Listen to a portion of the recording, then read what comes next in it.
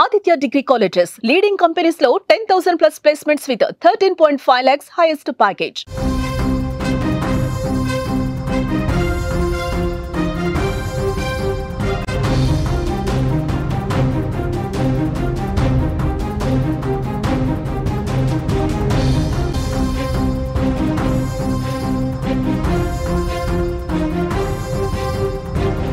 పల్నాడు జిల్లా క్రోసూరు మండలం ఎర్రబాలెంలో కన్న కొడుకునే కడతీర్చిన ఘటన ఆలస్యంగా వెలుగులోకి వచ్చింది. ఎక్కడ తన ఆస్తిలో వాటా ఇవ్వాల్సి వస్తుందో అనే కొడుకుని చంపి కాలువలో పూడ్చాడు ఓ కర్కశ తండ్రి.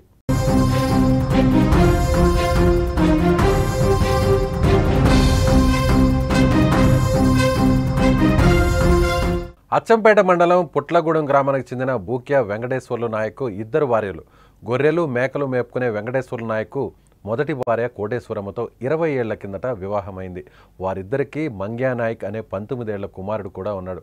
కొంతకాలం క్రితమే వెంకటేశ్వర్లు నాయక్ కోటేశ్వరమ్మతో విడాకులు తీసుకున్నాడు. ఆ తర్వాత ప్రమీల అనే మహిళను పెళ్లి చేసుకున్నాడు.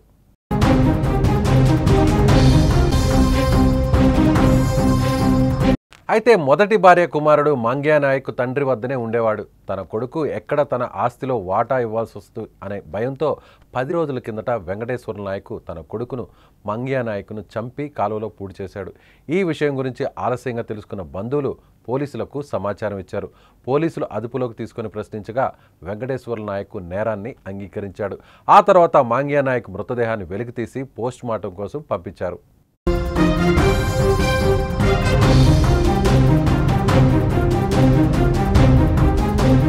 విచారణలో భాగంగా పోలీసులు సీన్ రీకన్స్ట్రక్షన్ చేస్తున్న సమయంలో వెంకటేశ్వర్లు నాయక్పై బంధువులు దాడి చేశారు.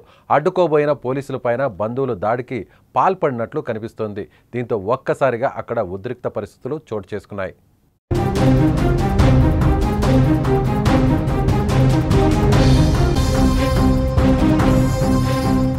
ప్రతిరోజు దారుణాలు ఒక్కొక్కటిగా వెలుగు చూస్తున్నాయి.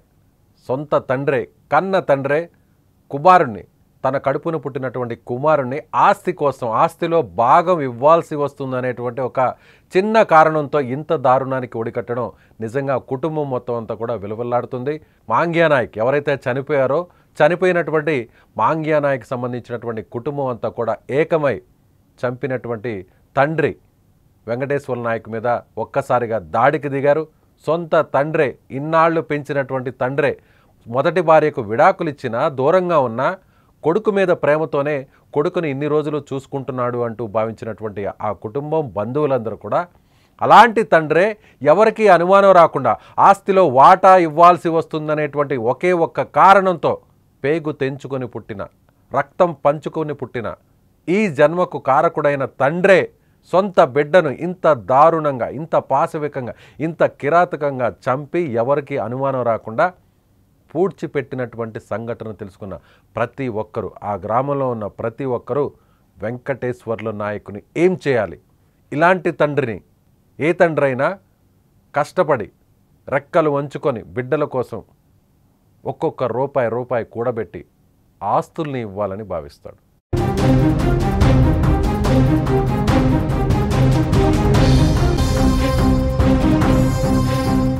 రెండో పెళ్లి చేసుకున్నటువంటి ఆ బిడ్డలకు ఎక్కడ ఆస్తి పూర్తిగా దక్కదో అనేటువంటి ఏకైక కారణంతో ఇన్నాళ్ళు పెంచుకున్న మొదటి భార్యని వదిలేసిన తన కొడుకు మీద ఉన్న ప్రేమతో ఇన్నాళ్ళు పెంచి పెద్ద చేసినటువంటి ఆ తండ్రే ఇంత దారుణంగా చంపడాన్ని ఎవరు కూడా జీర్ణించుకోలేకపోతున్నారు.